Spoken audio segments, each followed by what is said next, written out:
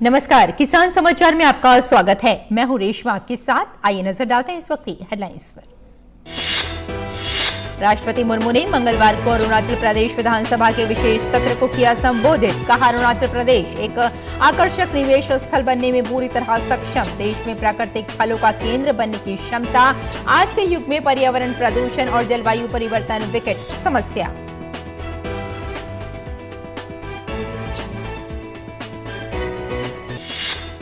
धान की खरीद सुचारू रूप से जारी। धान की खरीद 700 LMT के आंकड़े की हुई पार। 96 लाख से अधिक किसान हुए लाभान्वित।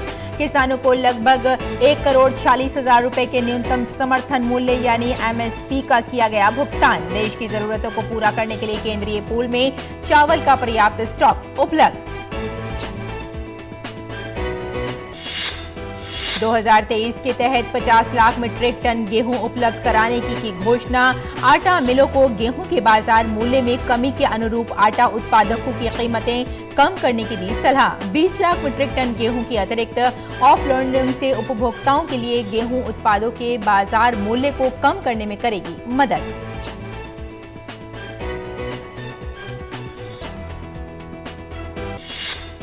मध्य प्रदेश के मुख्यमंत्री शिवराज सिंह चौहान ने की पंचायत एवं ग्रामीण विकास विभाग की समीक्षा। कहा, जनजातीय बहुल जिलों में प्राथमिकता से हो मनरेगा के काम।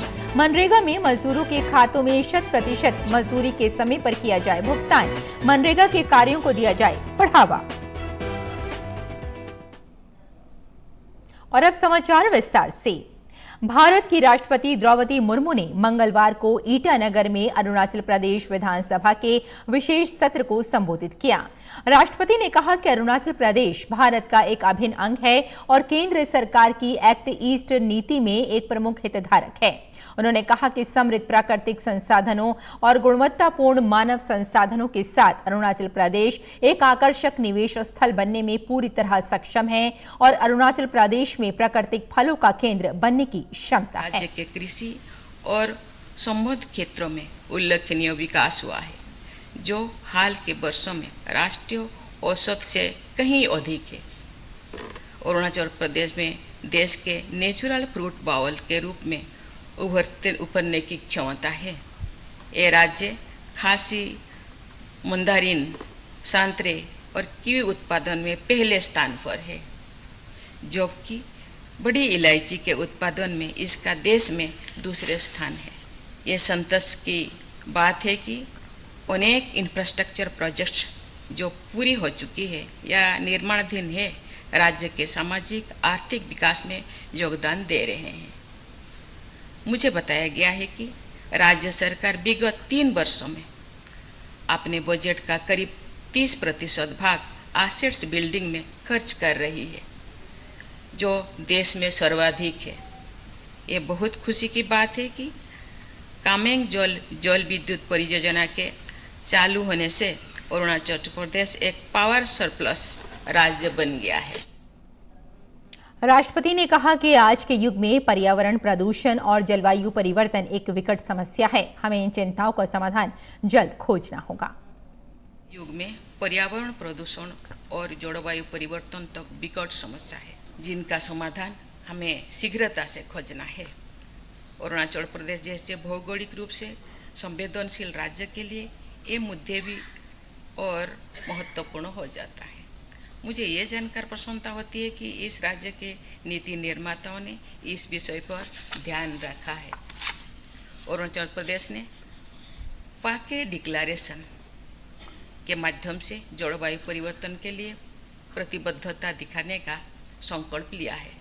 मुझे आशा है कि अन्य राज्य भी इससे प्रेरणा लेते हुए इस मॉडल को अपनाएंगे और उनको भी दिशा मिलेगा। 20 फरवरी 2023 तक कुल 702 LMT से अधिक धान की खरीद के साथ खरीफ फसल के लिए धान की खरीद सुचारू रूप से चल रही है। किसानों के खाते में 1,45,845,000 रुपए के सीधे भुगतान के साथ कुल 96 लाख से अधिक किसान पहले से ही लाभान्वित हो चुके हैं। खरीद की प्रक्रिया के निर्बाध संचालन के लिए सभी व्यवस्थाएं की जा रही हैं। केंद्रीय पूल में 20 फरवरी 2023 तक खरीदे गए धान के बदले चावल की आपूर्ति आपूर्ति लगभग 218 LMT है। देश की जरूरतों को पूरा करने के लिए केंद्रीय पूल में वर्तमान में चावल का पर्याप्त स्टॉक उपलब्ध है। वर्तमान के MS 2022-23 की खरीफ फसल के लिए 765.43 LMT धान की खरीद का अनुमान लगाया गया है। रबी फसल के लिए धान की अनुमानित खरीद को आगामी खाद्य सचिवों की बैठक में अंतिम रूप दिया जा रहा है। रबी फसल को शामिल किए जाने के साथ ये उम्मीद की जा रही है कि लगभग 900 LMT धान की खरीद की जा सकेगी। भारत सरकार ने निर्णय लिया है कि भारतीय खाद्य निगम यानी FCI पिछले वर्षों की तरह आटा मिलों, निजी व्यापारियों, थोक खरीदारों, गेहूं से बने उत्पादों के निर्माताओं को ई-नीलामी के माध्यम से बिक्री के लिए खुले बाजार में 20 लाख मीट्रिक टन गेहूं की अतिरिक्त मात्रा उतार सकता है। इस प्रकार अब तक 50 लाख मीट्रिक टन गेहूं को खुला बाजार बिक्री योजना घरेलू 2023 के तहत बाजार में उतारने का फैसला किया जा चुका है। 20 लाख मीट्रिक टन गेहूं की अतिरिक्त ऑफ लोडिंग के साथ ही आरक्षित मूल्य में कमी सामूहिक रूप से उपभोक्ताओं के लिए गेहूं और गेहूं से निर्मित उत्पादों के बाजार मूल्य को कम करने में मदद करेगी। खाद्य एवं सार्वजनिक वितरण विभाग के सचिव ने खुला बाजार बिक्री योजना घरेलू के तहत आयोजित दूसरी नीलामी में स्टॉक उठाने की समीक्षा के लिए भारतीय खाद्य निगम और फ्लोर मिलर संघों, फेडरेशन, आटा एवं सूजी उत्पाद निर्माताओं के प्रतिनिधियों के साथ वीडियो कॉन्फ्रेंस के माध्यम से एक बैठक आयोजित की। इसके अलावा आटा मिलों को गेहूं के बाजार मूल्य में कमी के अनुरूप आटा तथा अन्य उत्पादों की कीमतें कम करने की सलाह दी गई है। मध्य प्रदेश के मुख्यमंत्री शिवराज सिंह चौहान ने कहा कि गरीबों को रोजगार और मजदूरी दिलाना राज्य सरकार की प्राथमिकता है। उन्होंने कहा कि जनजातीय बहुल जिलों में मनरेगा के कार्य प्राथमिकता से हों। मुख्यमंत्री चौहान मंगलवार को मंत्रालय में पंचायत एवं ग्रामीण विकास विभाग की समीक्षा कर रहे थे। मुख्यमंत्री ने कहा कि मनरेगा में मजदूरों के खातों में 100% मजदूरी का समय पर भुगतान किया जाए, जहां मजदूर आसानी से मिले। ऐसे जिलों में मनरेगा के कार्यों को बढ़ावा दिया जाए। उन्होंने कहा कि सड़क, तालाब और अधोसंरचना विकास के कार्य तेजी से पूरे किए जाएं। जरूरतमंद लोगों को कार्य मिले, रोजी रोटी देने के कार्य में कोई कमी नहीं रहे। प्रदेश में मनरेगा के कार्यों की ज्यादा आवश्यकता है। इसके लिए केंद्र सरकार से और अधिक राशि की मांग की जाए। ग्राम रोजगार सहायकों के मानदेय में वृद्धि की कोशिश करें। बैठक में ग्राम रोजगार सहायकों का मानदेय 1000 रुपए बढ़ाने पर भी चर्चा हुई। उन्होंने कहा कि गांवों में सामुदायिक भवन बनवाने के लिए राशि जुटाकर कार्य करें।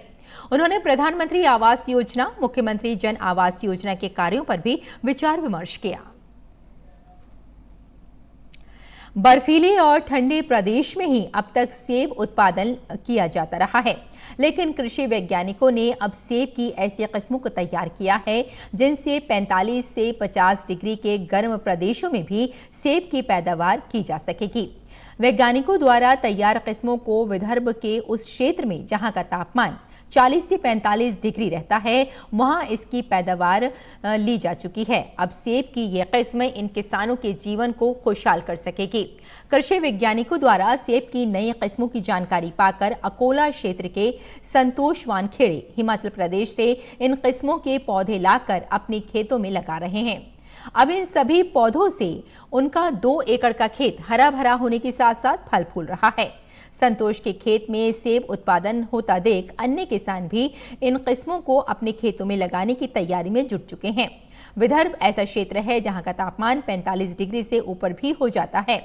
आधारकर कृषि विज्ञान केंद्र के वैज्ञानिक दीपेंद्र वाडकर भी इन HRM 99, अन्ना डोरसेट, गोल्डन नाम की इन तीनों प्रजातियों की पुष्टि की और कहा कि ये 48 से 50 डिग्री सेल्सियस की धूप में भी लहलाएंगे। संतोष के यहाँ लगाए पौधे पिछले वर्ष की तेज धूप में भी जिंदा रहे और रासायनिक उर्वरक के बजाय जैविक खाद से इनकी अच्छी देखभाल की गई। सेब किसान ने बताया कि सोशल मीडिया द्वारा हिमाचल प्रदेश के अलावा राजस्थान के कुछ किसानों से संपर्क किया और उनसे सेब की नई किस्मों की जानकारी मिली। उन्होंने तय किया कि अगर जैसलमेर, बाड़मेर जैसे इलाकों में सेब की खेती हो रही है तो अकोला में भी खेती की जाएगी। इसी सोच के साथ उन्होंने अपने खेत में इन नई किस्मों के पौधे लगाए और वो सफल हुए। संतोष की सफलता को क्षेत्र के किसानों ने देखा और उन्हें भी अब इन किस्मों की सेब की खेती को अपने लिए नई उम्मीद माना है। महाराष्ट्र के इस क्षेत्र के किसान कपास, सोयाबीन, अरहर, चना, ज्वार की पैदावार के अलावा फलों में संतरे, अनार, मौसमी, नींबू की उपज भी लेते हैं। लेकिन अब सेब की खेती के सफल प्रयोग से विदर्भ के इन किसानों को नई पहचान मिली है। अन्य किसान भी ऐसी फसल लगाने के लिए आगे आने लगे हैं। 23 फरवरी से 25 फरवरी तक पूसा स्थित डॉक्टर राजेंद्र प्रसाद केंद्रीय विश्वविद्यालय परिसर में किसान मेले का आयोजन किया जाएगा। इस मेले का उद्घाटन पशु चिकित्सा विश्वविद्यालय के कुलपति डॉक्टर रामेश्वर सिंह के द्वारा किया जाएगा। इस वर्ष प्राकृतिक खेती एवं किसानों की समृद्धि विषय होगी। 18 से 20 फरवरी को पिपरा कोठी स्थित परिसर में किसान मेले का आयोजन भी किया जाएगा। इस मेले का विषय पशु संरक्षण, उद्यान प्रदर्शन एवं आत्मनिर्भर कृषि महोत्सव रखा गया है। इसके मुख्य अतिथि केंद्रीय कृषि राज्य मंत्री कैलाश चौधरी होंगे। और आपको यहां ये भी बताते चलें कि 28 फरवरी को विश्वविद्यालय का तीसरा दीक्षांत सम्मेलन भी आयोजित किया गया है। ये पूसा किसान मेले का आयोजन है और इसमें मुख्य अतिथि के रूप में केंद्रीय कृषि मंत्री नरेंद्र सिंह तोमर शामिल होंगे। वहीं कई अन्य विश्वविद्यालय के कुलपति, ICAR के DDG, ADG भी इसमें भाग लेंगे।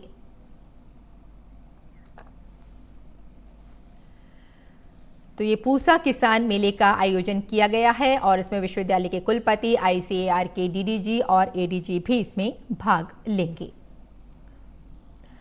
केंद्र शासित प्रदेश जम्मू कश्मीर में वन्यजीव संरक्षण विभाग वेटलैंड्स संभाग कश्मीर घाटी की आर्द्र भूमि में प्रवासी और स्थानीय पक्षियों की गणना कर रहा है। इसका उद्देश्य प्रवासी पक्षियों की संख्या में उतार चढ़ाव की प्रवृत्ति की निगरानी करना और पूरे देश में सामान्य पक्षी गणना के साथ ही इसे शामिल करने के लिए समग्र आंकड़े एकत्रित करना है। ये गिनती न केवल होकरसर और शालाबुग, हैगम, मीरगुंड, चटलूम, क्रंचू, मणिबधु, फ्रेशखुरी जैसे विभाग द्वारा प्रबंधित 8 संरक्षित आर्द्र भूमि भी की जा रही है, बल्कि कश्मीर के अन्य 25 जल निकायों में भी की जा रही है, जो सर्दियों के प्रवास के दौरान प्रवासी पक्षियों की बड़ी संख्या को आश्रय देते हैं।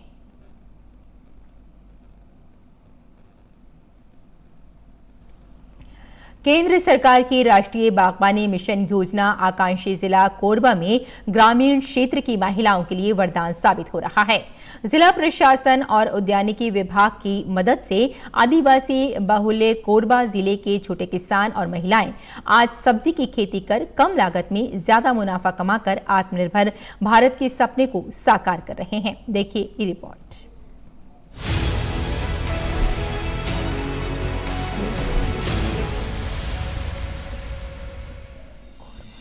सब्जी की खेती आज किसानों के लिए फायदे का कारोबार साबित हो रही है। जी हां, इसे प्रमाणित कर दिखाया है आदिवासी बाहुल्य आकांक्षी जिला कोरबा की महिलाओं और किसानों ने।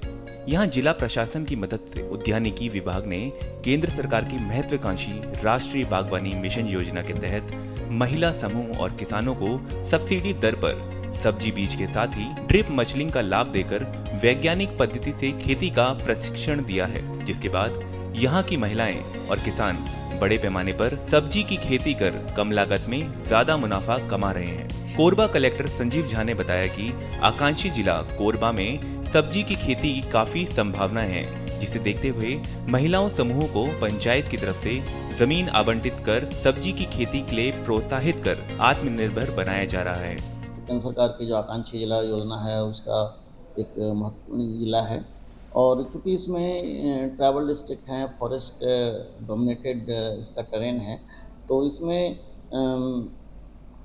जो खेतीबाड़ी के अलावा जो बागवानी, हॉर्टिकल्चर, उस तरह का अपार संभावनाएँ होती हैं। नेशनल हॉर्टिकल्चर मिशन के तरफ से यहाँ पर पॉकेट्स में, सेक्टर में क्लस्टर बनाकर अच्छे इंटरवेंशन हुए हैं, जिसमें महिला समूहों को उनके कम्युनिटी बाड़ी योजना के तहत उनको NHM से ड्रिप मल्चिंग इस तरह की उनको सपोर्ट दिए गए हैं। कोरबा जिला मुख्यालय से 50 किलोमीटर दूर ग्राम पंचायत दमिया और नगोई बछेरा महिला समूह की सदस्य सब्जी की खेती कर नायाब उदाहरण पेश कर रही हैं। महिला समूह की अध्यक्ष मान कुंवर और राजेश्वरी शिंदे ने बताया कि पहले वो घर में छोटी बाड़ी में सब्जी की खेती करते थे। उद्यानिकी विभाग द्वारा गांव की महिलाओं को बड़े पैमाने पर सब्जी की खेती करने के लिए प्रोत्साहित किया गया। पहले सिंचाई की पर्याप्त व्यवस्था नहीं होने पर लेबर खर्चा ज्यादा होने से मुनाफा कम होता था, लेकिन राष्ट्रीय बागवानी मिशन योजना के तहत सब्जी बीज, ड्रिप, मल्चिंग मिलने के बाद खेती का काम काफी आसान हो गया है। ड्रिप के जरिए कम पानी में पर्याप्त सिंचाई हो जाने से जहां फसल अच्छी हो रही है, वहीं लेबर कम लगने से अब सब्जियों की खेती में लागत कम और मुनाफा ज्यादा होने लगा है। वहीं ग्राम नगोई बिछेरा के किसान गुहार राम केवट ने बताया कि केंद्र सरकार के राष्ट्रीय बागवानी मिशन योजना का लाभ मिलने से आज उनकी सालाना आय 3 से 4 लाख रुपए हो गई है। समूह में जुड़कर गौठान में इतना बड़ा जमीन को हम लोग दिए हैं बाड़ी लगाने के लिए। हमारे उद्यान वाले सर लोग आकर मार्गदर्शन किए हैं, बीज वगैरह दिए हैं, फेसिंग और पारवल टिलर भी दिए हैं मिट्टी भुरभुरा करने के लिए। इस प्रकार से ड्रिप में हम लोग बाड़ी लगा रहे हैं। पहले तो लगाते थे तो उसमें ज़्यादा मजदूर भी लगता था, खर्चा भी ज़्यादा होता था, मुनाफा कम मिलता था। और जब से ड्रिप वाले हम लोग लगाए हैं तो लागत भी कम आता है, मुनाफा उसमें ज़्यादा मिलेगा। ऐसा करके हम लोग सोच रहे हैं। एक ड्रिप वाला बाड़ी लगावा करके हमला बीज भी मिलिस और उमले बहुत लाभ भी बताइन और आया के हमला समझाइन भी। अब वही हिसाब से हम ड्रिप से लगात हन।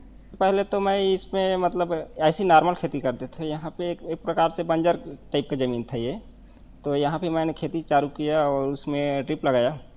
ड्रिप लगा के फिर ड्रिप से सिंचाई की सुविधा बढ़ गई। हिरवा कुल्थी वगैरह लेते थे जहाँ से मतलब लगभग 4-5 किलो साल भर में आ जाता था, उतना ही आता था इसमें। लेकिन अभी इसमें हमको मतलब ड्रिप लगाने के बाद में पर एकड़ की बात करें तो सालाना लगभग टर्नओवर लगभग 3.5-4 लाख तक इसका आ जाता है। गौरतलब है कि केंद्र सरकार आकांक्षी जिलों में शिक्षा, स्वास्थ्य और रोजगार की दिशा में विशेष कार्य कर रही है। यही वजह है कि आज आदिवासी बाहुल्य आकांक्षी जिला कोरबा में जिला प्रशासन और उद्यानिकी विभाग की मेहनत रंग ला रही है। यहाँ किसानों के साथ ही महिला समूह की सदस्य सब्जी की खेती कर न केवल आत्मनिर्भर बन रही है, बल्कि दूसरी महिलाओं को जागरूक करने के लिए भी उदाहरण पेश कर रही है। कोरबा से विजय कुमार सिंह के साथ मनोज सिनोने की रिपोर्ट, डीडी न्यूज रायपुर।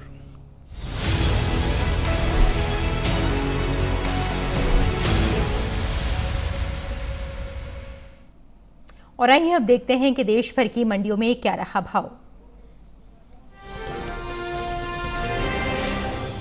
कपास की आवक इन दिनों सामान्य बनी हुई है। भाव पर नजर डालें तो राजकोट मंडी में कपास के सौदे मजबूती के साथ हुए, वहीं धोराजी और सूरतगढ़ मंडी में भाव नरम रहे, जबकि परकल मंडी में इस दौरान कपास के भाव में कोई बदलाव देखने को नहीं मिला। एगमार्कनेट के अनुसार गुजरात की धोराजी मंडी में 20 फरवरी को कपास का भाव रहा 8,030 रुपए। 21 फरवरी को इसके भाव में 125 रुपए की गिरावट आई और भाव हो गया 7,905 रुपए। राजकोट मंडी में इस दौरान कपास के सौदों में मजबूती के साथ कारोबार हुआ। यहाँ 20 फरवरी को कपास का भाव था 8,100 रुपए। 21 फरवरी को इसके सौदे 100 रुपए उछलकर 8,200 रुपए पर हुए। हालांकि राजस्थान की सूरतगढ़ मंडी में कपास के भाव में नरमी रही। यहाँ 20 फरवरी को कपास का भाव था 8,318 रुपए। 21 फरवरी को इसके सौदों में 118 रुपए की गिरावट आई और भाव 8,200 रुपए पर आ गया। जबकि तेलंगाना की परकल मंडी में बीते 2 दिनों के दौरान कपास के भाव स्थिर रहे। यहाँ 20 और 21 फरवरी को कपास 7,200 रुपए पर बिकी। बात कपास की पैदावार की करें तो घरेलू स्तर पर देश में इस साल कपास की उपज में बढ़त देखने को मिल सकती है। साल 2022-23 के दौरान कपास की पैदावार में 29,87,000 गांठ की बढ़ोतरी दर्ज की जा सकती है, जिसका असर कपास के बाजार भाव पर पड़ सकता है। कृषि मंत्रालय के पहले अग्रिम अनुमान के मुताबिक कपास की उपज साल 2022-23 के दौरान 3,41,90,000 गांठ होने का अनुमान है, जबकि बीते साल की समान अवधि के दौरान उपज 3,12,03,000 गांठ रही थी।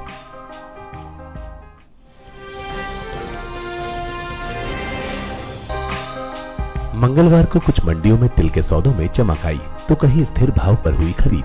राजकोट मंडी में सफेद तिल के सौदों में मजबूती के साथ कारोबार हुआ। वहीं राजकोट मंडी में काले तिल के भाव में कोई बदलाव देखने को नहीं मिला। आवक की बात करें तो एगमार्कनेट के मुताबिक गुजरात की राजकोट मंडी में 20 फरवरी को काले तिल का भाव था 13,250 रुपए। 21 फरवरी को इसके भाव में कोई बदलाव नहीं दर्ज हुआ और भाव 13,250 रुपए पर टिका रहा। वहीं राजकोट मंडी में सफेद तिल के सौदों में मजबूती के साथ कारोबार हुआ। यहाँ 20 फरवरी को तिल का भाव रहा 15,000 रुपए। 21 फरवरी को इसके सौदे 1,665 रुपए उछलकर 16,665 रुपए पर हुए, जबकि राजस्थान की कोटा मंडी में 21 फरवरी को तिल का कारोबार 12,201 रुपए पर हुआ। वहीं राज्य की ही लालसोट मंडी में मंगलवार को तिल की खरीद 15,000 रुपए प्रति क्विंटल पर हुई। तिल की बुआई पर नजर डालें तो बीते कुछ समय से आगे चल रही रबी तिल की बुआई में अब कुछ कमी देखने को मिली है। कृषि मंत्रालय की ओर से जारी ताजा आंकड़ों के अनुसार रबी तिल का क्षेत्रफल बीते साल के मुकाबले 2,000 हेक्टेयर पीछे चल रहा है। साल 2022-23 के दौरान रबी तिल की बुआई 51,000 हेक्टेयर में हो चुकी है, जबकि बीते साल इस दौरान रबी तिल की खेती 53,000 हेक्टेयर में हुई थी।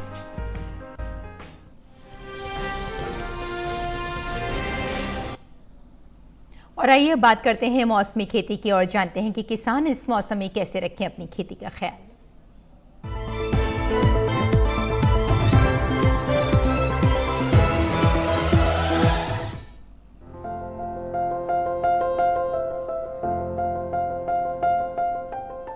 अरुणाचल प्रदेश में अदरक की खुदाई करें।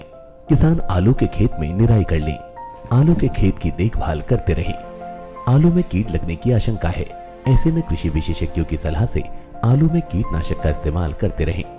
साथ ही फूल गोभी की कटाई कर सकते हैं। वहीं किसान फूल गोभी के खेत से जल निकासी का उचित प्रबंध कर लें। इसके अलावा संतरे के बागों से पानी की निकासी की व्यवस्था करें। अभी संतरे की तोड़ाई कर सकते हैं। यही धान की कटाई कर लें। इस समय मटर में कीट लगने की संभावना बनी हुई है, ऐसे में मटर में कीटों से बचाव के लिए कीटनाशक छिड़कें। असम में धान के खेत में निराई कर लें। किसान धान के खेत से खरपतवार निकालें। धान की रोपाई भी करें। यहाँ केले की रोपाई के लिए खेत तैयार कर सकते हैं। असम में टमाटर के खेत की देखभाल करें। इसके साथ ही आलू के खेत की देखभाल करते रहें। अभी मूंग की खेती के लिए खेत तैयार करें। इसी तरह उड़द की खेती के लिए खेत तैयार कर सकते हैं। वहां नारियल की बुवाई के लिए समय उपयुक्त है। असम में सरसों के खेत में सिंचाई करते रहें। इसके अलावा भिंडी की खेती के लिए खेत तैयार कर लें। इस समय फूल गोभी की कटाई कर सकते हैं। साथ ही किसान पत्ता गोभी की भी कटाई करें।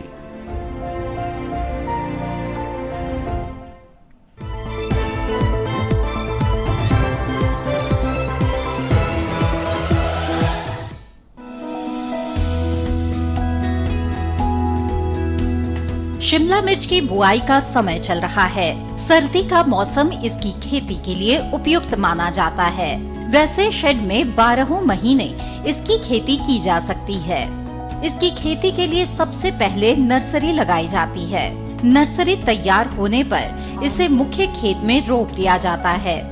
ज्यादातर हरी शिमला मिर्च बाजार में दिखाई देती है, वरना लाल और पीली शिमला मिर्च की भी अच्छी मांग है। रोपाई करते समय ध्यान रखें कि पौध से पौध की दूरी 45 सेंटीमीटर और कतार से कतार की दूरी 7 सेंटीमीटर रखें। रोपाई के तुरंत बाद पौध में हल्की सिंचाई जरूर कर लें। उसके बाद 10 से 15 दिन के अंतराल पर फसल में सिंचाई करते रहें। इससे फसल की अच्छी बढ़वार में मदद मिलेगी। सर्दियों में पाले से फसल को नुकसान हो सकता है। पाला लगने से पौध सूख जाती है और झुलस जाती है।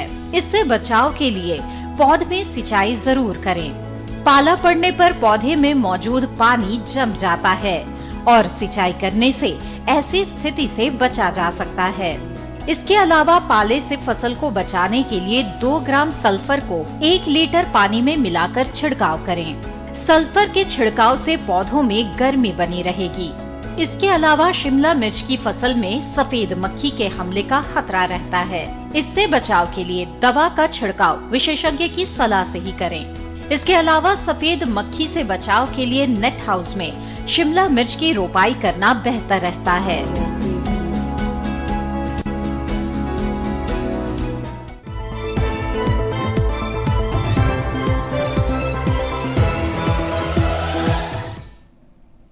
और खेती किसानी के साथ साथ आइए नजर डाल लेते हैं खास खबर पर। दिल्ली सरकार की नई आबकारी नीति में कथित घोटाले के बाद अब जासूसी के मामले को लेकर दिल्ली के उप मुख्यमंत्री मनीष सिसोदिया की मुश्किलें बढ़ सकती हैं। ताजा मामले में गृह मंत्रालय ने जासूसी मामले में दिल्ली के उप मुख्यमंत्री मनीष सिसोदिया के खिलाफ केस दर्ज करने की मंजूरी दे दी है। सीबीआई जांच में केजरीवाल सरकार पर भाजपा नेताओं की जासूसी के आरोप लगे हैं। दिल्ली भाजपा के कार्यकारी अध्यक्ष वीरेंद्र सचदेवा ने कहा कि दिल्ली में बैठकर जासूसी कराना राष्ट्रीय सुरक्षा का मामला है। उन्होंने कहा कि सीबीआई दिल्ली के उप मुख्यमंत्री मनीष सिसोदिया को तुरंत गिरफ्तार करे और इस मामले के तह तक जाए। पाकिस्तान और कनाडा सहित विदेशों में बैठे आतंकवादी और तस्करों के साथ मिलकर देश में आतंक और लूट फैलाने वाले गैंगस्टरों के खिलाफ राष्ट्रीय जांच एजेंसी ने कल बड़ी कार्रवाई की। एनआईए की टीमों ने कल 8 राज्यों के 76 जगहों पर एक साथ छापेमारी की। छापेमारी में 2 करोड़ 30 लाख रुपए नकद के साथ साथ बड़ी मात्रा में हथियार और गोला बारूद बरामद किया गया है। मेघालय के मुख्य निर्वाचन अधिकारी FR खारकोगोर ने कहा कि राज्य में होने वाले विधानसभा चुनाव के लिए तैयारियां जोरों पर हैं। चुनाव के दौरान कानूनी व्यवस्था बनाए रखने के लिए 119 कंपनियों को तैनात किया गया है। कल एक उम्मीदवार की मृत्यु होने के कारण राज्य की 59 सीट पर ही चुनाव होगा। एयर इंडिया की न्यूयॉर्क से दिल्ली आ रहे विमान में तकनीकी खराबी आने के कारण स्टॉकहोम एयरपोर्ट पर इमरजेंसी लैंडिंग करवानी पड़ी। एयर इंडिया के बोइंग 777 प्लेन के एक इंजन में अचानक से ऑयल लीक होने लगा। इसके बाद आनन फानन में विमान की आपातकालीन लैंडिंग कराई गई। विमान में 300 यात्री सवार थे। राजस्थान में जयपुर अजमेर हाईवे पर मंगलवार दोपहर हुए भीषण हादसे में 4 लोगों की मौत हो गई। यह हादसा जयपुर जिले के दूदू स्थित गैजी मोड़ के पास हुआ। हादसे में मारे गए चारों लोग पड़ासोली गांव के रहने वाले थे। ये दुर्घटना तब हुई जब सड़क किनारे खड़े चारों युवकों को एक ट्रेलर ने टक्कर मार दी। उत्तर प्रदेश में कोतवाली हाथरस गेट क्षेत्र में आधी रात को मैक्स और ट्रैक्टर में भिड़ंत हो गई। हादसे में 4 लोगों की मौके पर ही मौत हो गई और 10 लोग बुरी तरह से घायल हो गए। हादसे के बाद मौके पर पहुंची पुलिस ने सभी को जिला अस्पताल पहुंचा दिया। स्वास्थ्य और परिवार कल्याण मंत्री डॉक्टर मनसुख मंडाविया ने मंगलवार को WHO की इंटीग्रेटेड पीपल सेंटर्ड आई केयर पर उच्च स्तरीय बैठक को संबोधित किया। इस दौरान स्वास्थ्य मंत्री ने दृष्टि दोष के बोझ को कम करने और नवीनतम प्रौद्योगिकी और नवाचार के उपयोग के साथ उच्च गुणवत्ता और व्यापक नेत्र स्वास्थ्य तक समान पहुंच सुनिश्चित करने के लिए सामूहिक प्रयास की आवश्यकता पर जोर दिया। रेलवे आगामी 5 अप्रैल से भारत गौरव पर्यटक ट्रेन के साथ लखनऊ से गुरु कृपा यात्रा शुरू करेगा। 11 दिनों की इस यात्रा के दौरान तीर्थ यात्री 5 पवित्र तख्तों सहित सिख धर्म के प्रमुख धार्मिक स्थलों की यात्रा कर सकेंगे। दिल्ली में मौसम का मिजाज बार बार बदल रहा है। इन दिनों दोपहर में तेज गर्मी हो रही है, लेकिन सुबह कोहरा भी नजर आ रहा है और साथ ही ठंडक भी महसूस की जा रही है। जहां लोगों को फरवरी में मार्च अप्रैल जैसी गर्मी का एहसास हो रहा है, वहीं सुबह सुबह कोहरा या धुंध की सफेद चादर देखने को मिल रही है। तो किसान समाचार में फिलहाल इतना ही। अनुमति दें। नमस्कार।